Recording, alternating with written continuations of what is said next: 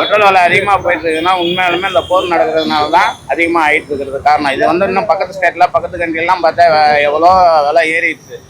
இந்தியாவை பொறுத்தளவு இப்போ இதை யாரை சொல்லணும்னா மோடியை தான் சொல்லணும். மோடியை பிடிக்குதோ பிடிக்கலையோ ஓரளவுக்கு இன்னைக்கு தட்டுப்பாடு இல்லாமல் போயிட்டு இருக்கிறோன்னா அது அந்த ஆளுடைய ஒரு இதுதான், மக்கள் மேலே வச்சிருக்கிற ஒரு பற்று தான். மற்ற இதுலலாம் வந்து சொல்றதுக்கு ஒன்றும் கிடையாது அவரை பற்றி. இது இப்போ அதிகமானதுனால எந்த அளவுக்கு பாதிக்குது வாழ்வாதாரத்தை? கண்டிப்பாக எல்லாத்துலேயும் விலைவாசி ஏற தான் செய்யும். எல்லா இடத்துலையுமே விலைவாசி ஏற தான் செய்யும். ஏற்றுமதியில இருந்து இறக்குமதியில இருந்து வாகனத்துல இருந்து எல்லாத்துலேயும் விலைவாசி ஏற தான் செய்யும். ஏறாமல் இருக்கவே இருக்காது.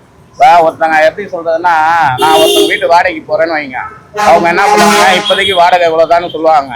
அவங்களுக்கு வீட்டு வச்சிருக்கிறவங்களுக்கு நில வரியில இருந்து கரண்ட் வரியில இருந்து காவா வரியில இருந்து கக்கூஸ் வரியில இருந்து எல்லா வரியும் ஏத்துனா அவங்க யார் மேல திணிப்பாங்க? புத்தனக்காரங்க மேலதான் திணிப்பாங்க.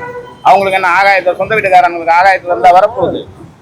அரசு என்ன வரி ஏத்துறீங்களோ அதுக்கு தகுந்த மாதிரி தான் கண்டிப்பா ஒவ்வொருத்தவங்களும் நடந்துக்குவாங்களே தவிர தனிப்பட்ட முறையில யாரும் நடக்கிறதுக்கு வாய்ப்பு கிடையாது.